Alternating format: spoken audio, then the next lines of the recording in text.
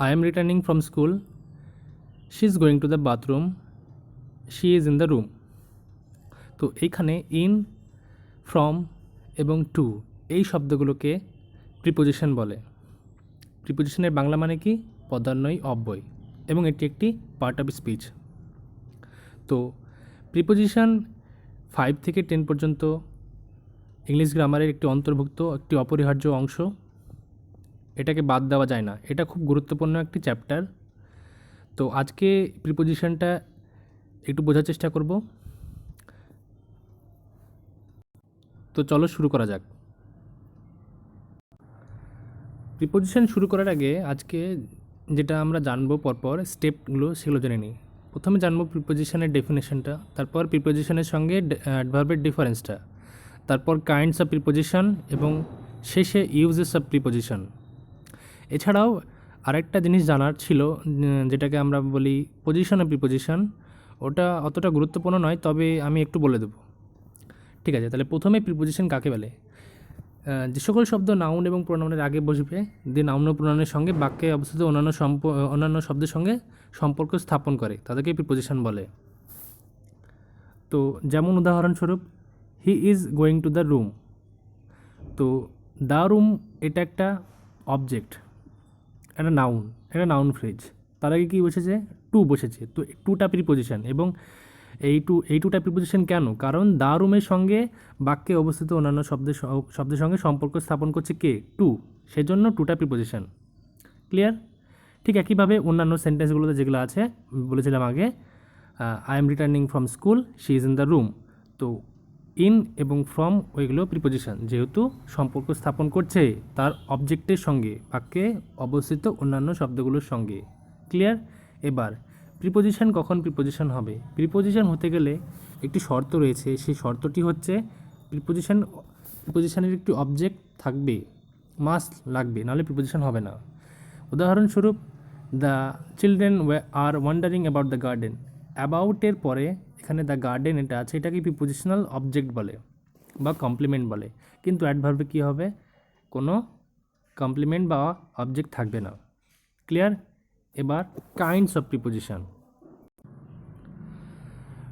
Kinds of preposition মূলত 6 প্রকারের। প্রথমে simple preposition, at, in, on, of, out, by, for, from, though, till, to, up to, এগুলোকে simple preposition বলে। এরপরে compound preposition, noun, adjective, অ্যাডভার্বের সঙ্গে প্রিফিক্স যোগ করে গঠন করা হয়।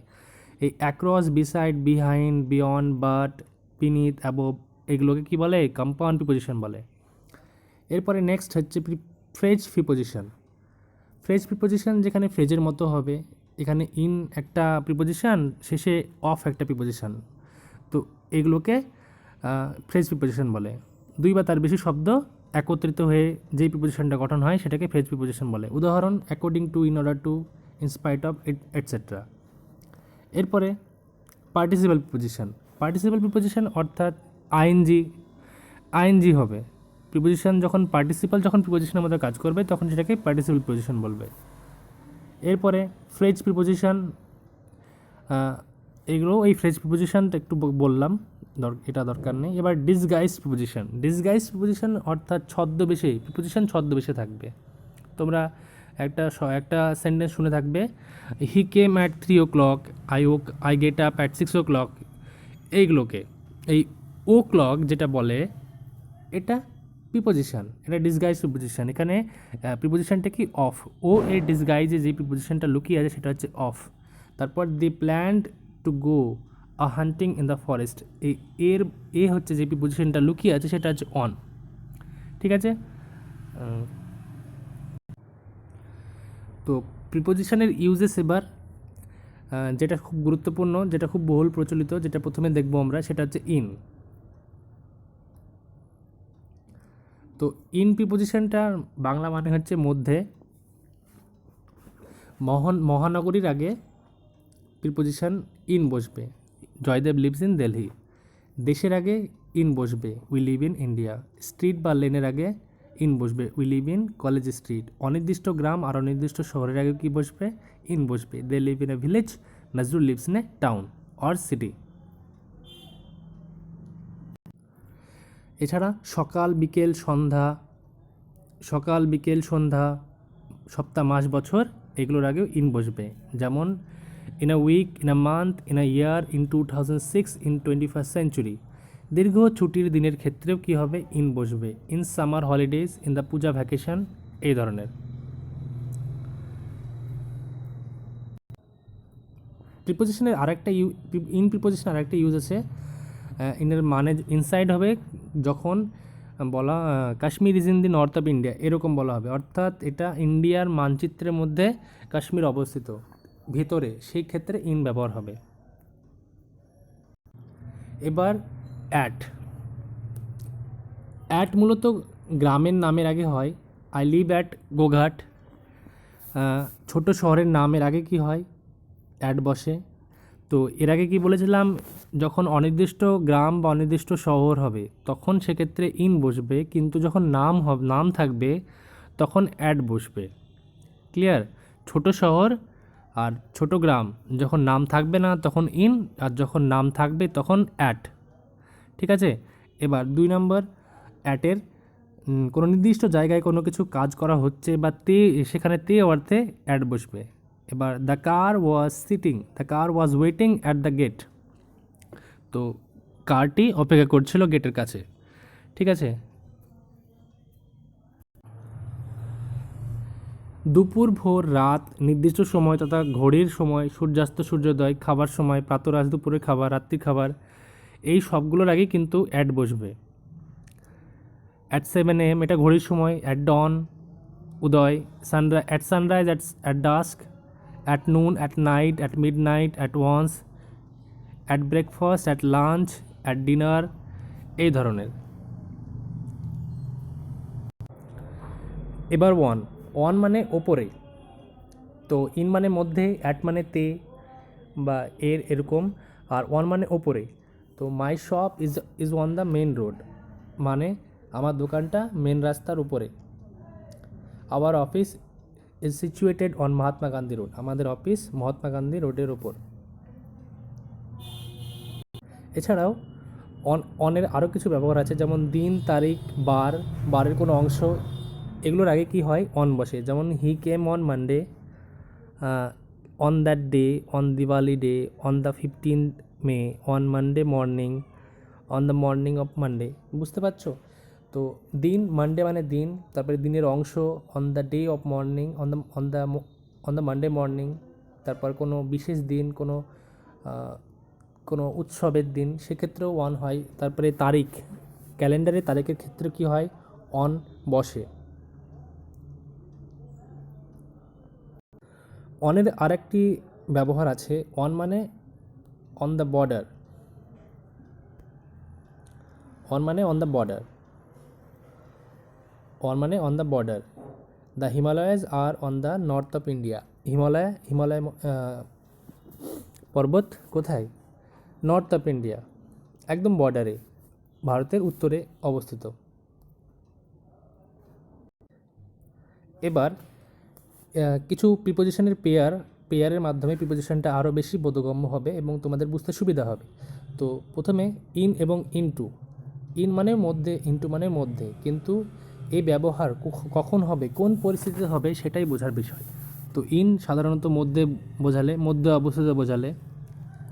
ইনের ক্ষেত্রে কি হবে? মধ্যে আছে, কোনো কিছুরই মধ্যে আছে সাধারণত, সেই ক্ষেত্রে ইন হবে। এবং ইনটু হবে যখন বাইরে থেকে ভেতরে ঢুকবে, গতিতে মোশন থাকবে একটা, তখন ইনটু হবে। ক্লিয়ার? এরপরে বিটুইন এবং অ্যামং। বিটুইন মানে মাঝে, অ্যামং মানেও মাঝে, কিন্তু বিটুইন মানে দুটি ব্যক্তি বা দুটি বস্তুর মধ্যে, আর অ্যামং হচ্ছে অনেকগুলোর মধ্যে, দুইয়ের বেশি। উদাহরণস্বরূপ, divide the mango between 2 boys আর divide the mango among the 3 boys। Clear? এবার in time and on time. In time মানে নির্ধারিত সময়ের একটু আগে, আর অন টাইম মানে একেবারে নির্ধারিত সময়ে আগেও নাই পরেও নাই। Promise to come at 8 AM but came in time. 8টার সময় আসার কথা ছিল কিন্তু 8টার আগে চলে আসলো। আর নিচের বাক্যে promise to come at 8 AM and he came on time, মানে একদম নির্ধারিত সময় চলে আসলো। এরপর ইন এবং উইদিন। ইন এবং উইদিন, ভবিষ্যতে কোনো সময়ের শেষে, ভবিষ্যতে কোনো সময়ের মধ্যে। কোনো সময়ের শেষে মানে we shall reach home in an hour, মানে 1 ঘন্টা পরে আমরা বাড়ি পৌঁছবো, 1 ঘন্টা পরে। আর কোনো সময়ের মধ্যে মানে we shall reach home within an hour, মানে 1 ঘন্টার মধ্যে আমরা বাড়ি পৌঁছবো। এরপরে ইন এবং আফটার। ইন মানে ভবিষ্যতে কোনো ইন মানে মধ্যে, আফটার মানে পরে। তবে ইন এবং আফটার কখন হবে? ভবিষ্যতে কোনো সময়ের পরে বোঝানোর ক্ষেত্রে ইন হবে, এবং অতীতকালে কোনো সময়ের পরে বোঝালে সেটা আফটার হবে। তো ইন ভবিষ্যৎকালে ইউজ হবে, আর আফটার পাস্ট টেন্সে ইউজ হবে। এরপরে অন এবং আপন। অন মানে ওপরে, আপন মানে ওপরে, কিন্তু এই দুটোর ক্ষেত্রে একটু পার্থক্য আছে। সেটা হচ্ছে অন যখন স্পর্শ থাকবে, স্থিতিজাড্য মানে কোনো মোশন থাকবে না। আর আপনের ক্ষেত্রে কি হবে? গতিজাড্য অর্থাৎ মোশন থাকবে। উদাহরণস্বরূপ বলা যেতে পারে she was sitting on a sofa, মানে সে সোফার উপর বসে আছে। স্থিতিজাড্য, কোনো রকমের নড়নচড়ন, মুভমেন্ট বা মোশন নেই। আর দ্য ডগ জাম্পড আপন এ সোফা, মানে কুকুরটি সোফার উপর লাফিয়ে উঠল। ক্লিয়ার? এবার ফর, সিন্স, আগো। ফর মানে ধরে, সিন্স মানে হতে, অ্যাগো মানে বর্তমান থেকে অতীতে। I had been in Delhi for a month, I have lived here since 1990। তো প্রথমে মানে যেটা হচ্ছে যে আমি দিল্লিতে 1 মাস ধরে আছি, আর আমি 1990 থেকে এখানে আছি। তো যখন ধরে বোঝাবে বা তখন হবে ফর, এবং যখন হতে বোঝাবে তখন হবে সিন্স। আরেকটা ইংলিশে কথা বলা যেতে পারে যে এটা হচ্ছে পিরিয়ড অফ টাইম, একটা হচ্ছে পয়েন্ট অফ টাইম। তো ধরে ফর হবে পিরিয়ড অফ টাইমের ক্ষেত্রে, আর সিন্স হবে পয়েন্ট অফ টাইমের ক্ষেত্রে। আগো বর্তমান থেকে অতীতে, I join the school 9 years ago. আমি, এটা বর্তমানের কথা নয়, এটা অতীতকালে অতীতে জয়েন করেছিল স্কুলে, সেই জিনিসটা এখানে বলা হচ্ছে। ঠিক আছে? এরপরে নেক্সট টিল, আনটিল এবং বাই। টিল এবং আনটিল মানে যতক্ষণ, সময়ের ক্ষেত্রে বোঝায়, পর্যন্ত বা এরকম বোঝায়। তো he sits in the shop till the clock strike 6, 6টা বাজা পর্যন্ত সে সেখানে বসেছিল। আর বাই কোনো সময় পর্যন্ত বা কোনো সময়ের মধ্যে বোঝানোর ক্ষেত্রেও কী হয়? বাই বসানো যায়। যেমন please return my book by Monday, সোমবারের মধ্যে আমার বইটা ফিরিয়ে দিও। এরপরে বিসাইড এবং বিসাইডস। বিসাইড মানে পাশে, বিসাইডস মানে ছাড়াও। হি স্যাট বিসাইড মি মানে সে আমার পাশে বসেছিল। আর besides foods, food I gave him some fruits, খাবার ছাড়াও আমি তাকে কিছু ফল দিয়েছিলাম। তো এইটা। এরপরে নেক্সট হচ্ছে বাই এবং উইথ। বাই মানে দ্বারা, দিয়া, কর্তৃক, এরকম। মেশিনের ক্ষেত্রে, বিমূর্ত বিশেষের ক্ষেত্রে, কোনো কিছু করতে যখন অ্যাকশন নেওয়া হয় সেসব ক্ষেত্রে বাই ইউজ করা হয়। ব্যক্তির ক্ষেত্রে বাই ইউজ করা হয়, এবং কিছু বিমূর্ত বিশেষ্য যেমন willpower, he succeeded by willpower, এক্ষেত্রেও বাই বসে। ঠিক আছে? এরপরে উইথ। উইথ ইনস্ট্রুমেন্ট দিয়ে, অর্থাৎ কোনো যন্ত্রের সাহায্যে কোনো কাজ করা বোঝালে সেক্ষেত্রে উইথ হয়। যেমন he kill the bird with a stick. তো কী দিয়ে মারলো পাখিটাকে? একটা স্টিক দিয়ে মারলো, একটা ছড়ি দিয়ে, একটা লাঠি দিয়ে মারলো। এরপরে অফ এবং ফ্রম। অফ এবং ফ্রম উভয়ে একটা পদার্থ থেকে কোনো জিনিস তৈরি হবে, এবং যখন অপরিবর্তিত থাকবে তখন অফ হবে, যখন পরিবর্তিত হয়ে যাবে তখন ফ্রম হয়ে যাবে। এর মানে কি? এবার this garland is made of flowers, মানে ফুলের তোড়াটা ফুল দিয়ে তৈরি। তো ফুল দিয়ে যখন ফুলের তোড়াটা তৈরি হলো তখন সেটা ফুলই তো থাকলো, পরিবর্তন তো হয়ে গেল না। পরিবর্তন হয়ে গেলে সেটা কি হবে? সেখানে ফ্রম হবে। যেমন the tonic is made from grapes, টনিকটা গ্রেপ থেকে অর্থাৎ আঙুর থেকে তৈরি হয়েছে। কিন্তু আঙুর থেকে তৈরি হওয়ার পরে কিন্তু সেটা কি বাহ্যিক রূপটা কি আঙুর হয়েছে? আঙুর নেই। আঙুর না থাকার কারণে এটা এখানে ফ্রম হয়েছে।